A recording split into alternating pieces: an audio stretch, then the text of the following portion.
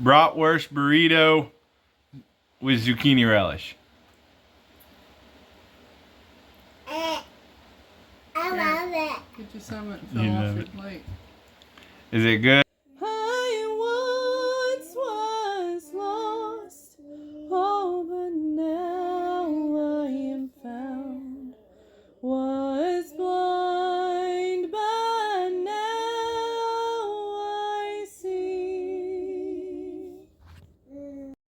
Hey everybody, welcome to Built on Faith Homestead, where today we are going to make one of our favorite little treats. Zucchini relish. Yeah, exciting stuff. So, we had a bumper crop of zucchini I picked the other day. Not a huge amount, like a 5-gallon bucket worth. Right? And so we're going to make some zucchini relish. We absolutely love this stuff. That'll make a lot of relish. It will make a lot of relish. And we love this stuff. Goes good on hot dogs, bratwurst, hamburgers. Goes great in a pot of, or in a bowl of ham and beans with some cornbread. You can make that burger sauce like you get at McDonald's and stuff. You can Big Mac style sauce. It's pretty good. Tuna fish. Make Yep. tuna salad with it. All kinds of goodies. We love it. Yep. And it's a good way to use up your extra zucchini. So, we need to get to work, but we'll bring you guys along with us today. And we're also going to talk about being thankful as we do this video today. Okay? Sound good? You just now found that out. I did. Yeah, just now. Same time you guys are. Alright, we'll catch you in a minute. Wanted to show you guys real quick. We use an electric food processor. You could use a hand grind one if you want to.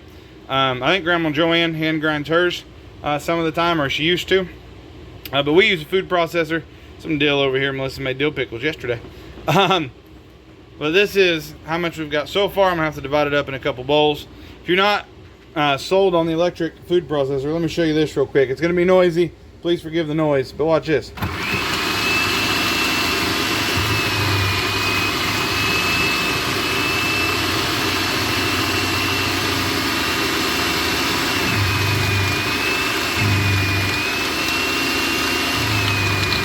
That's how quick you grind up. I know just from experience, this thing is 8 cups. Take the lid off. There's that. There you go, 8 cups of shredded zucchini. So what we have now is we shredded our zucchini. We've got some red onion and white onion. Traditionally, this recipe calls for bell peppers as well, but we didn't have any and we didn't want to go buy any. We did have to buy those onions, but we didn't want to worry about it as far as the bell peppers go. We haven't noticed a lot of difference in flavor. We've noticed difference in the way the jar looks, but not in flavor. And so we're not going to be using the bell peppers on this one. So now you can see the amount of salt. We really lay the salt to this stuff, and we're going to stir that in, and we're going to let it soak in the refrigerator for several hours, and then we will come back to the zucchini relish making process. Now, while this is soaking in the fridge, we're going to can up a small batch of tomatoes. That way they don't go bad on us, and we'll bring you along for that as well. While that zucchini relish is soaking, we're going to do some tomatoes here. These tomatoes were given to us by some friends of ours in the Lord, and we already did 8 quarts of crushed tomatoes off of what they give us, and then these were a little bit green. Some of them, the tops are still green, but the rest of it looks good. We'll cut all that stuff out, and like this one, we'll cut around all that. Right now we're just blanching them, getting them where the skins will start to split, and once the skins get to where they split, you dump them in some ice water and let them soak a little bit in that ice water, and you can peel the skins off and kind of off and running from there. So while our zucchini relish is in the fridge soaking, we're going to be working on this. Will is eating a snack back here in the background. This is what I meant by thankfulness. Our tomato plants aren't doing very good. Our whole garden's not doing very good. Many people's garden's not doing very good because of the dry weather that we've had. But praise the Lord, here as of lately, we've had a little bit of rain, which has been great, and the last few days. And we had a friend of ours reach out and was like, hey, I got a bunch of extra tomatoes, you guys want them? And said absolutely, and they were even nice enough to deliver them to us to our house. And so very thankful for that. Yesterday I was looking at our Orpington chickens, our chicks, and like, man, they're getting big enough. I need to show you guys, man, they're getting big. They're getting big enough. I'm gonna have to move them pretty soon, which means I need to build some coops and a few things for our other chickens to make room for these guys. And I was trying to kind of plan in my head some more, and I was like, I'm gonna have to buy some lumber. And I was running low on metal that we had, and I was like, man, I'm probably gonna have to buy some tin too. And then somebody reached out to me and it's like, hey, company that I work for, we took some metal off of a building, and I was wanting to know if maybe you could use it. If you can, come get it. And went this morning and got that, and those kinds of things. A few weeks ago I made a video about how you just got to press on sometimes, and ever since I made that video, man, everything has just been falling apart. It's just been a mess. Stuff's not been going right. Everything I touched been breaking, kind of one of those times, right? And we had both, me and Melissa both, had kind of reached a point where we were just frustrated.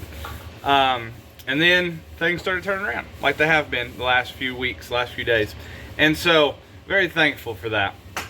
And so we're gonna get these canned up so that they don't go to waste, and be great for, if you wanna make your own crushed tomatoes. Of course you can make salsa, which I highly recommend, delicious stuff. But also you can make just crushed tomatoes, and then you can use it in things like chili and soup. You can make your own pizza sauce, your own spaghetti sauce, your own marinara sauce for whatever you wanna make it for. You can use it for all kinds of things. And so, we like to have several cans of crushed tomatoes around as well, and so we'll get that canned up. Like I said, you got 8 quarts the other day off of what they give us, plus I threw a handful of what we had growing, and I'm thinking this one will only be maybe a couple of pints. It's not going to be much, but it's going to be something, and every little bit helps. And might as well do that while we let the zucchini soak in the fridge. Alright guys, so here's our tomatoes. I should have showed you what they look like earlier, blanched. Whoops, a little piece of skin in there. So the skin just starts to split off of them, and I turn the heat off and you put them in a bowl with ice water. We like to keep some like Gatorade bottles frozen of water, and that works really well. Put that down in a bowl, fill it up full of water, put your tomatoes in there, let them cool off. They peel off real easy. Cut the cores out. You can kind of halfway quarter them, and then I ought to cook them for 5 minutes, just like this, and they'll break down as they cook, and then we'll get them canned up. Alright, so we cooked them for 5 minutes, the tomatoes, and now they are ready to be canned up. This is a pressure canner, so it's a little bit different than what we've been doing. Not a water bather, it's a pressure canner. All pressure canners are a little bit different maybe. It's called an All-American pressure canner, and I'll show you all about it here in a little bit. But we got them 3 pints, which may not sound like it's worth it, but A, those tomatoes aren't going to waste now. B, that's 3 pints of tomatoes that we didn't have. So every little bit helps. Sometimes you got to do a small batch like this. Just is what it is, right? But 3 pints of tomatoes. If it sounds like a dance club in the back, that's because Melissa is doing her daily workout. She has been trying to take charge of her health and doing a daily workout, and so that's the noise you're hearing back here. But we'll show you guys this canner. But this is our pressure canner. It will hold 7 quarts and I forget how many pints.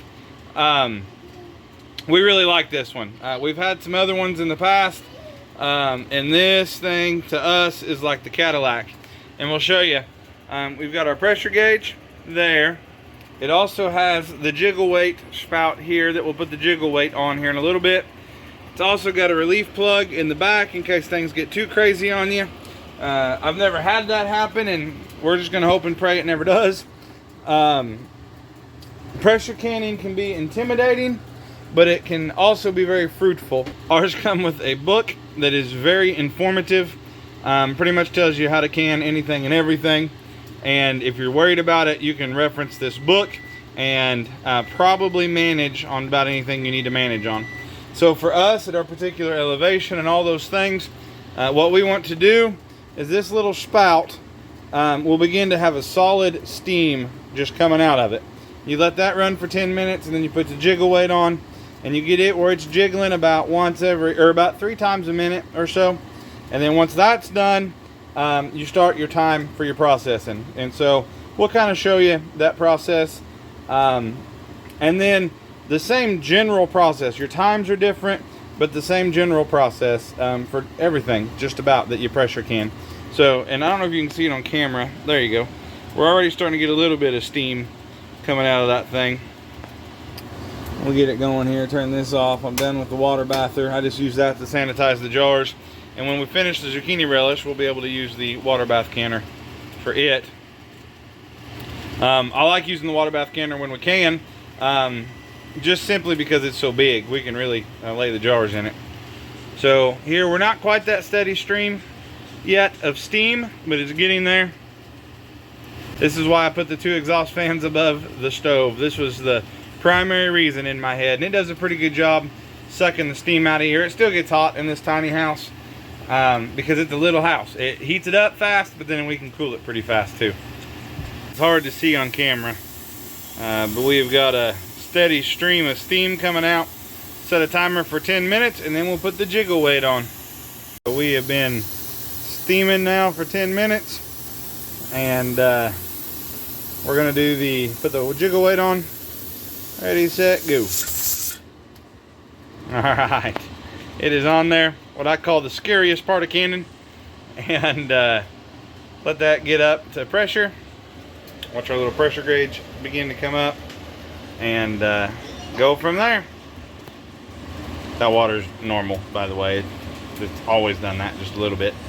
So we'll just keep right on going here, and get these canned up. And when this is done, we'll start back on our zucchini relish.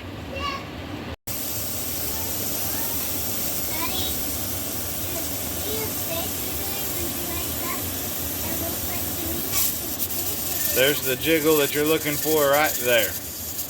And once it's doing that about once every, or about 3 to 4 times a minute, that's when you know you got it set where it needs to be set. Alright guys, so our timer went off. So now we just let the pressure go down, and how you do that is you just turn the heat off and you don't take the weight off. Leave it on there and just let it fall all the way to 0. Then you can take the weight off, take the lid off. Good to go after that. So this year we decided to switch it up, and we're making Grandma Joanne's zucchini relish recipe. Just because we wanted to try something a little different. We usually make Mom's recipe, and it's delicious, and we got absolutely nothing against it whatsoever. But we found this recipe first, and Melissa was like, hey, let's try it this year. So we're making Grandma Joanne's. It's very similar to Mom's. You mix all the ingredients together, and I'll tell you what's in it real quick. This is for a double batch. 4.5 cups apple cider vinegar, 8 cups sugar, 2 tablespoons nutmeg, 2 tablespoons mustard seed, 2 tablespoons turmeric, 2 tablespoons celery seed, 2 teaspoons of celery seed, 1 teaspoon of pepper. I don't put that much celery seed in because that stuff's nasty. So you put that all in the big pot together. Now that was just a double recipe. I had to multiply that double recipe by 2, so we got a quadruple recipe going here. It cooks for 30 minutes, and then you water bath can it. Now this is our water bath canner, but it was the only pot we had big enough to hold this stuff. So we're boiling it in this pot, and I'm going to water bath can it in my pressure canner. I just got the water bath canner lid on it to help it build the heat, and we'll be off and running. So let me tell you what happened. Making that zucchini relish last night, and there was a bunch of it. There was 20 pints of zucchini relish. And in the middle of canning that zucchini relish, I also ate dinner with my family and finished up the canning and the cleaning and all that good stuff. Melissa cleaned it all up after dinner for me. And I was playing with the kids while she was cleaning up, and I realized I did not end the video, and it was like dark and late, and everybody was starting to go to bed already, and I didn't want to wake kids up by ending the video. So I need to apologize, but we did have 20 pints of that zucchini relish that made up, and we will give you guys a taste reaction, because today I just got home. The church that I pastor is in an association, and their quarterly meeting was today in that association, and so I went to it. I just got home and I fired up the grill, and I'm gonna grill some brats and some sausage, and we are going to have grilled brats and sausage. And we had a little bit of that zucchini relish left over, about a pint jar left over that we just put in a, so my canner will hold 10 jars apiece.